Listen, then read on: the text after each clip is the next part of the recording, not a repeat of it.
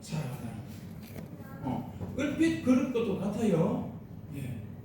내가 지금 살아서 움직이고 있고 내가 걸어가지고 여기 와서 앉아있고 하니까 내 안에 생명이 있는 것이다 이렇게 착각을 할 수가 있습니다. 하지만 내 안에 생명이 자가 발전하지 않아요. 자가 발전하지 않습니다. 생명은 외부에서 내 안으로 들어오는 거예요. 과연 그런가? 한번 가볼까요? 어디로 가볼 거예요? 에덴 동산으로 한번 가봅시다. 맞는지 아닌지. 에덴 동산에 가니까 어떤 모습입니까? 에덴 동산에 가니까 네 강이 동서남북 사방으로 쭉 흐르고 있잖아요. 비옥한 땅이 되어가지고 곳곳에 빽빽하게 과실수들이 자라고 있죠. 푸르름을 자랑하고 과실을 맺고 있습니다. 동산 가운데로 들어가 보니까 특별히 눈에 띄는 두 나무가 있습니다. 하나는 생명나무입니다. 하나는 선악을 알게 하는 나무예요. 아담과 하와가 에덴 동산 어느 언저리에 있든지 간에 눈만 들어서 가운데를 쳐다보면은 이 두 나무는 보이게 되어 있습니다. 자, 생명나무, 선악을 알게 한 나무는 차지하고 왜 생명나무를 거기다가 중앙에다가 세워두었을까요? 그 생명나무는 그때 당시로 말하면은 그게 성경이에요. 하나님 말씀이에요. 선악을 알게 한 나무와 두 나무는 하나님 말씀에 시각하지요. 문자로 성경이 기록되지 않았을 때에 하나님이 두 나무를 통해 가지고 말씀을 해주고 있는 거예요. 무슨 말씀입니까? 생명나무를 통해 가지고는 봐라, 생명이 네 안에 있는 것이 아니라 이 밖에서 끊임없이 네 안으로 공급되어야 한다는 것을 알게 해주려고 생명나무를 거기 세우는 거예요. 하나님의 말씀에 순종함으로써 그 생명나무의 열매를 쉼없이 따 먹을 때에, 다시 말하면은 하나님의 생명과 잇대어져 있을 때에 참 생명의 사람으로 너희들이 살아갈 수 있다라고 하는 것을 우리에게 가르쳐 주기 위해서 동산 중앙에다가 딱 세우는 거예요. 여러분, 우리가 사는 육신의 생명도 마찬가지입니다. 생명이 내 안에 있을 것 같지만 내 안에 있지 않아요, 이 생명도. 여러분, 그 결정적 증거가 뭡니까? 들숨과 날숨을 쉬는 거예요. 왜? 저는 한 번씩 궁금했습니다. 하나님이 사람을 만드시는데 왜 이렇게 불필요하게 숨을 쉬게 만들었을까? 숨 안 쉬게도 좀 만들 수도 분명히 있었을 건데 왜 숨을 쉬게 만들었을까? 이건 역시 마찬가지입니다. 네 생명이 네 안에 있는 것이 아니다 착각하지 말라는 거예요. 들숨과 날숨을 끊임없이 매 순간마다 호흡해야 네가 살아갈 수 있다는 것을 보여주기 위해서 의도적으로 그렇게 만드셨다. 저는 그렇게 생각합니다. 이 호흡이 되지 않으면 여러분 사업도 못합니다. 어디 가지도 못합니다. 공부도 못해요. 일도 못합니다. 잠도 못 자요. 호흡이 안 되면 무슨 잠을 잡니까? 영원히 잘 수는 있겠네. 숨이 끊어지면, 그죠? 호흡을 전제로 하고, 여러분, 우리가 모든 일을 지금 하고 있는 거예요. 내가 심지어 의식을 하지 못한 상태로 자고 있을 때조차도 호흡은 계속되어지고 있는 거예요.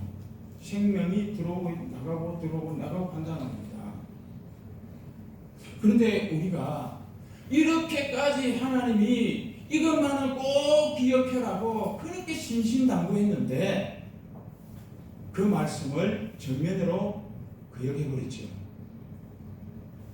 내가 하나님이 되려고 하는 그 야망에 휩싸여가지고 하나님의 말씀을 발로 뻥 차버렸습니다. 그래서 우리는 이제 그 생명나무가 있는 에덴 동산에서 쫓겨나야만 했습니다. 이제 생명 없는 삶을 살게 된 거예요. 그래서 우리 모두는 죄인인 겁니다. 무슨 특별한 나쁜 짓을 해서 죄인이 아닙니다. 성경에서 말하는 죄인은 하나님의 말씀에 역행해서 하나님을 생명으로부터 스스로 잘리워져 나간 그게 죄인 겁니다. 그래서 우리 모두는 하나님을 등진 삶을 살고 있기 때문에 죄인인 거예요. 그래서 우리는 생명과 단절된 채로 이리저리 나부끼는 부평초와 같은 인생이 되어버리고 말았습니다. 바람 앞에 겨처럼 이리저리 흔들리고 부대끼면서 어디로 가야 할지도 모르면서 무작정 달리기만 하는 그런 방향 없는 삶을 살게 되었습니다. 그런 인간이 참 생명을 살고 영원히 흔들리지 않는 하나님의 언약의 백성이 될 수 있었던 것은 다른 어떤 것도 아닙니다. 오직 십자가의 은총이 있었기 때문이죠. 예수님의 십자가의 죽음과 부활, 이것이 복음의 본질입니다. 많은 사람들이 예수님 당시에 예수님에게 와가지고 당신이 메시아이면 메시아인 표적을 우리에게 보여달라고 했습니다. 예수님은 사실 많은 메시아에 관한 표적을 보여주고 있었습니다. 만나는 병자들마다 다 고쳐주시면서 이사야 53장에서 예언하고 있는 메시아라고 하는 사실을 널리 보여주고 있었습니다. 그런데 그 사람들은 그것을 통해서 메시아인 것을 알지 못한 채로 계속 표적을 보여달라는 겁니다. 그때 예수님이 뭐라고 합니까? 요나의 표적밖에 내가 보여줄 것이 없다고 했습니다. 여러분, 요나의 표적이 무엇입니까? 요나가 물고기 뱃속에 들어가가지고 깊은 어두운 가운데서 3일을 그 뱃속에서 지냈던 신비한 사건을 말씀하고 있는 거지요. 물고기 뱃속에서 3일을 지나다가 3일 만에 그 물고기가 토하여내서 다시 나왔던 것처럼 예수님도 이 물고기 뱃속과 같은 무덤에서 들어가서 3일을 지내다가 그 무덤에서 일어나 나오는 그 부활이야말로 예수님이 이 땅에 오셔가지고 보여줄 메시아적 사역의 본질이라고 하는 그런 말씀이죠. 예수님이 모든 세대 사람들에게 정말 보여주고 싶었던 것은, 말해주고 싶었던 것은 우리가 박수치며 환호하는 그런 이적들이 아닙니다. 죽은 나사로를 살려내는 것, 안전병이를 고치는 것, 눈먼 소경을 다시 보게 하는 것, 문둥병을 고쳐내는 것, 이런 것 아니었습니다. 이런 이적들을 통해 가지고 예수님은 자신이 메시아라고 하는 사실, 그것을 증거한 것이죠. 예수님이 정말로 이 땅에 오셔가지고 우리들에게, 사람들에게 보여주고자 했던 것은 너무나도 간단한 겁니다. 너무나도 분명한 겁니다. 십자가의 고난과 죽음, 그리고 부활입니다. 그 외에 그 어떤 것도 없습니다. 그런데 사람들은요, 죽은 나사로가 걸어 나오는 것을 보고 환호했습니다. 안전병이가 일어서는 것을 보고 박수쳤습니다. 문둥병 자가 나음을 입고 눈먼 자가 다시 보게 되는 것을 보고 놀라워했습니다. 자신들도 이런 능력자를 따라다니면은 내 삶이 활짝 피할 수 있겠다라고 생각하면서 좋아했습니다. 오늘날도 많은 사람들이 그렇습니다. 예수님에게 나와서는 나사로의 기적을 나에게도 일으켜달라고 이야기합니다. 안전뱅이 같은 나를 일으켜달라고 이야기합니다. 내 인생도 이제 그만 보이고 활짝 피어지기를 바랍니다.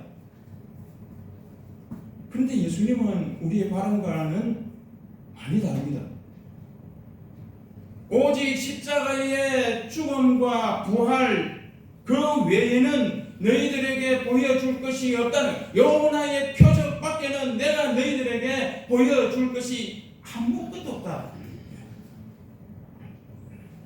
십자가와 부활 외에는 참 생명에 이르는 길이 없다라고 단호하게 말씀하십니다. 그렇습니다.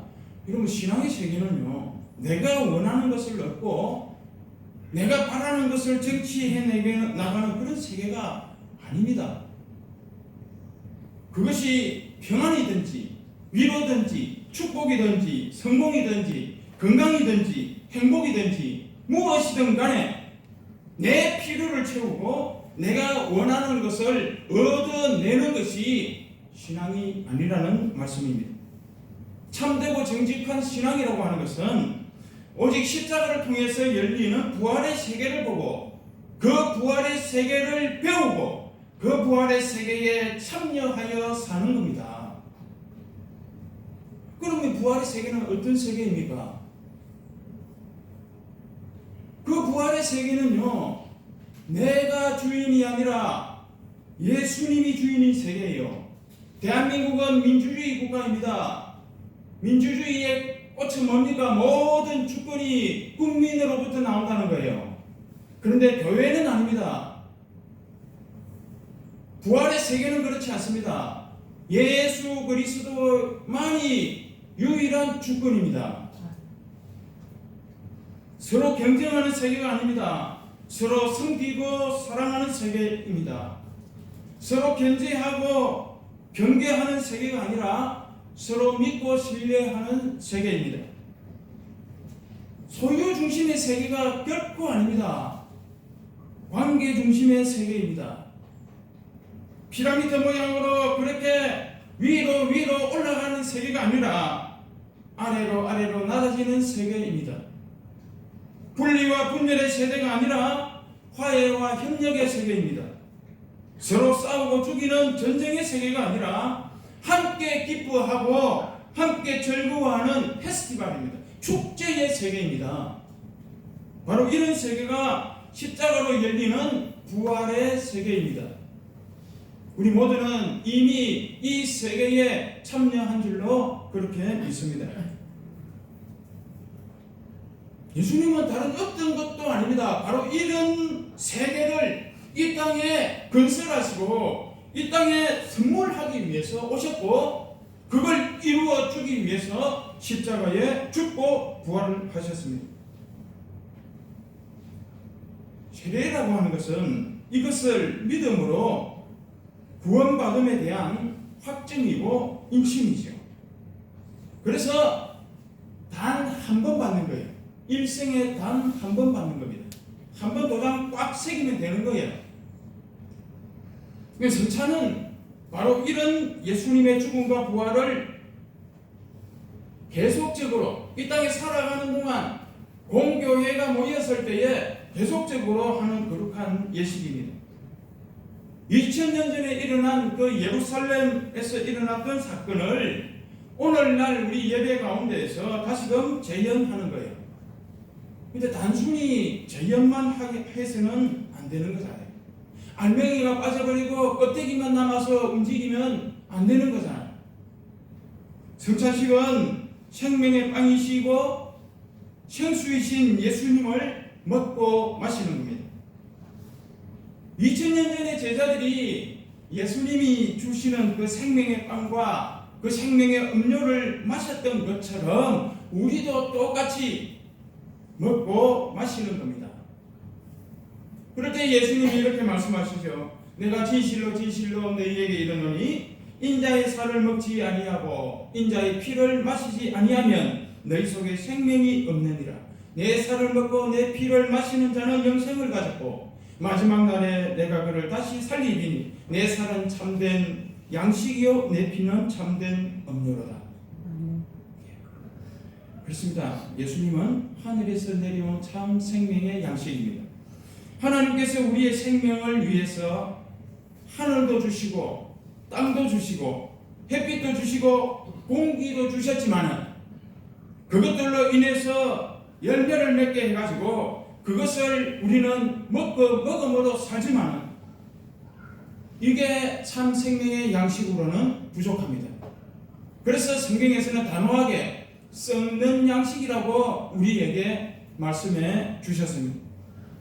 사람은 떡으로 사는 존재가 아닙니다. 사람은 하나님의 입에서 나오는 모든 말씀을 먹어야 비로소 참 생명의 삶을 살아갈 수 있다는 말씀이죠. 그런데 바로 예수님이 그 말씀입니다. 사람이 먹어야 하는 바로 그 말씀이죠. 이 말씀을 먹어야 사람은 진정으로 살 수가 있습니다. 여러분, 이 땅에서도 훌륭한 사람의 말을 듣고 부모의 말을 듣고 그대로 실천한 사람은 성공하는 거예요. 하물며 말씀이신 예수님을 먹고 마시며 살면 참 생명을 살지 않겠느냐, 그 말씀이죠. 예수님을 먹음으로 말미암아 누리게 되는 생명은 바로 이런 생명입니다. 내 살을 먹고 내 피를 마시는 자는 내 안에 거하고 나도 너희 안에 거하나니 살아계신 아버지께서 나를 보내심에 내가 아버지로 말미암아 사는 것 같이 나를 먹는 그 사람도 나로 말미암아 살리라. 여러분, 초대교회 때 예수 믿는 사람들이 늘 입에 달고 있는 말이 예수라고 하는 사람의 살을 뜯어먹고 예수라고 하는 사람의 피를 늘 마신다고 하니까 세상 사람들이 듣고 이런 무슨 식인종들이 다 있냐, 이런 무슨 야만인들이 다 있냐, 이렇게 비아냥됐습니다. 예. 이 세례의 참 의미를 모르니까 오해한 거지요. 아무튼 이 성찬에는요, 오늘 우리가 나중에 세례식 후에 하게 될 이 성찬에는 두 가지 표상이 담겨 있습니다. 첫째는 내가 예수님 안에 거하고 예수님이 내 안에 거한다라고 하는 이런 과학적으로 이렇게 증명할 수 없는 그러기에 신비한 그런 동거가 일어납니다. 예수님이 건네주는 빵과 포도주를 먹고 마시는 자는 예수님의 살과 피를 먹고 마시는 것이고 예수님의 살과 피를 먹고 마시는 자는 예수님 안에 있는 것이고 예수님은 그들 안에 있는 겁니다. 이거는 말로 설명할 수 없어요. 경험한 자들만이 고백할 수 있는 겁니다. 믿음의 세계는 그런 거예요. 실험으로 가능하다면, 과학으로 증명이 가능하다면 굳이 말로 믿음을 이야기하겠어요.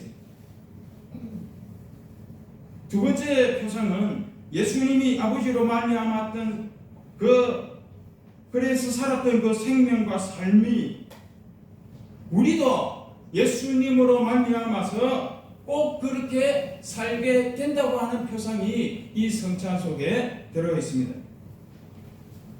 여러분, 처음으로 행해진 성찬식은 참 별로 보잘것이 없었을 겁니다.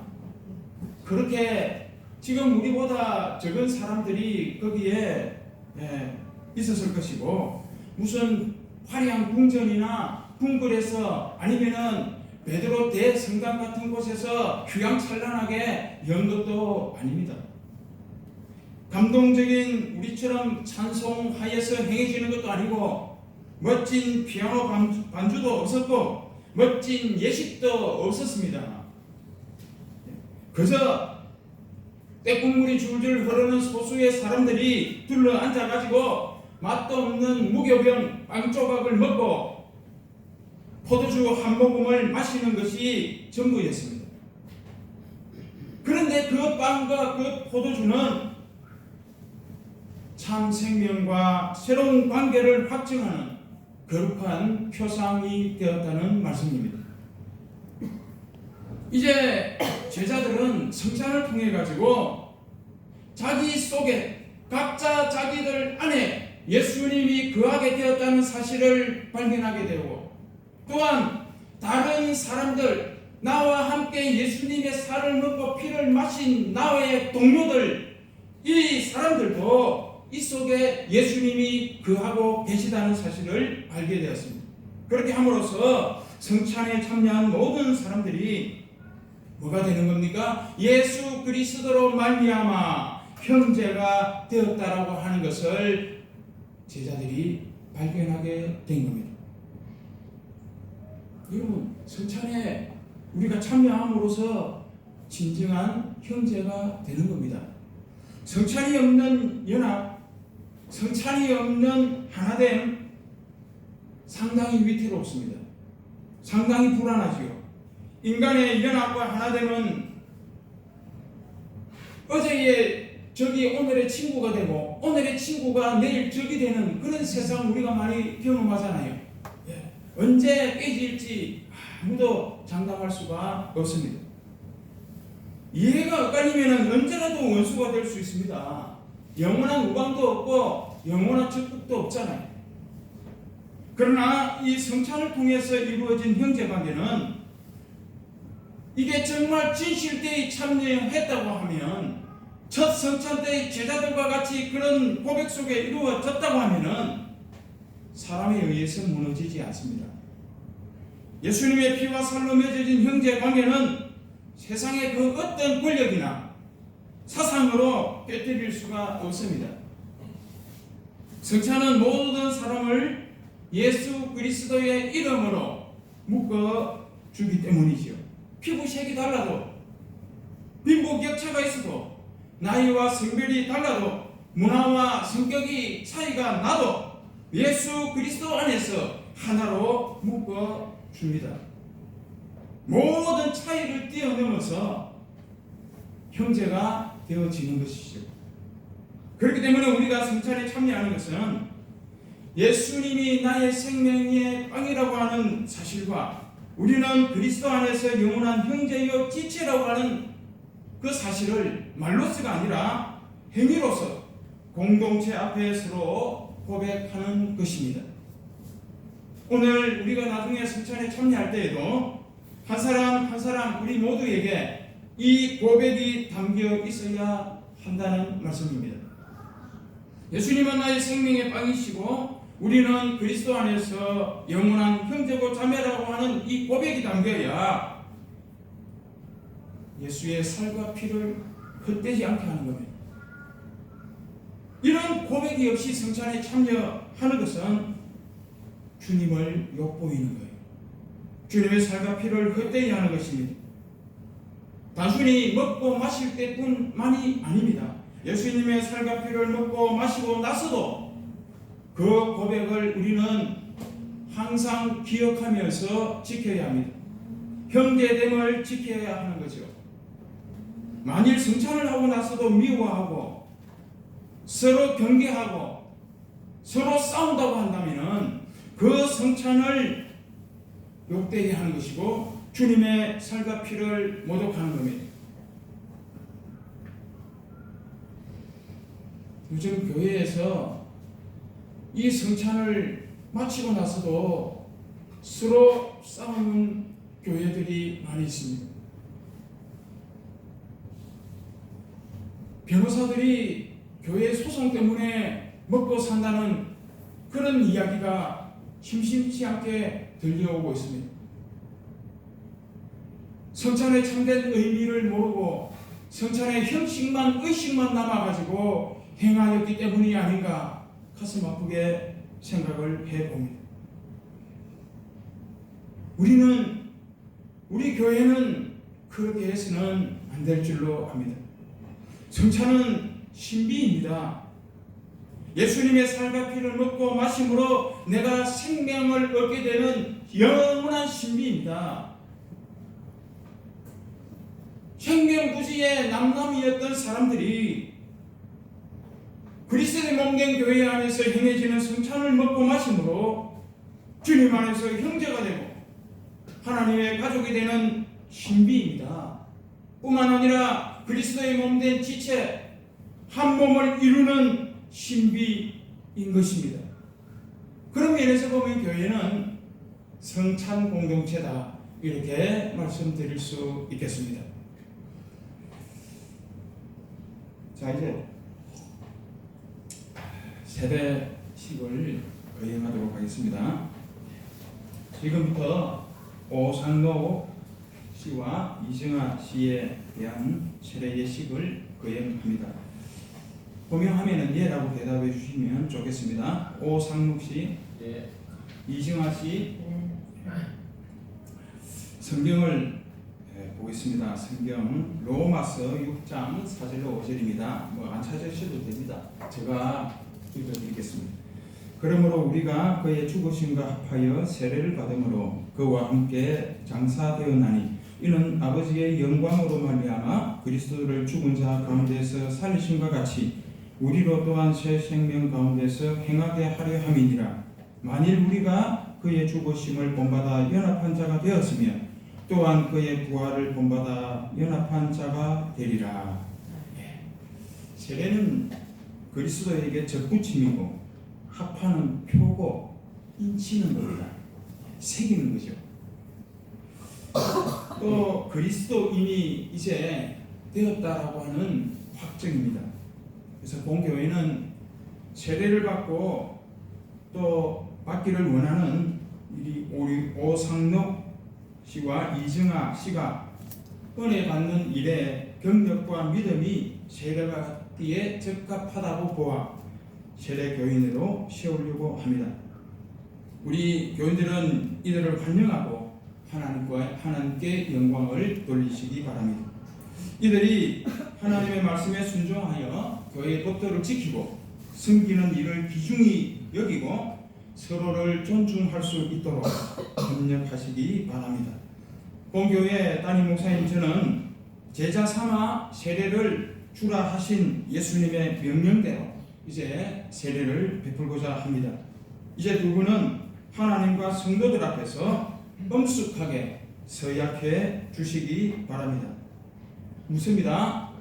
여러분은 자신이 하나님 앞에 죄인인 줄 알며 마땅히 그의 진노를 받아 죽음에서 오직 하나님의 은혜로만 구원 얻을 소망밖에 없는 사람인 줄 아십니까? 조금 크게 이 증인들이 확실히 들었다 할 수 있게끔 좀 크게 해야 됩니다. 두 번째, 여러분은 주 예수 그리스도께서 하나님의 아들이심과 죄인의 구주이심을 믿으며 말씀에 따라 구원하실 분은 오직 예수님 뿐이신 줄 알고 그를 믿으며 그를 의지하십니까? 네. 안 들리는 이해하세요? 예. 자, 또 묻습니다. 여러분은 지금 오직 성령의 은혜에 의지하여 그리스도를 쫓아 모든 죄를 버리고 그의 가르침대로 살기로 작정하십니까? 네. 또 묻습니다. 마지막입니다. 여러분은 이 교회의 다스림과 치리에 복종하고 그 거룩함과 화평함을 이루도록 힘쓰기로 다짐하십니까? 네, 좋습니다. 기도하겠습니다. 하나님 아버지 감사합니다. 공중 앞에서 세례 서약을 한 오상록 이정아 씨에게 귀한 믿음을 주신 것을 감사합니다. 이제 세례를 집례하고자 합니다. 삼위 하나님의 이름으로 세례 베푸는 것으로 알고 감사히 받고 교회의 일원으로 책임과 의무도 다할 수 있게 하옵소서. 예수님의 이름으로 기도합니다. 아멘.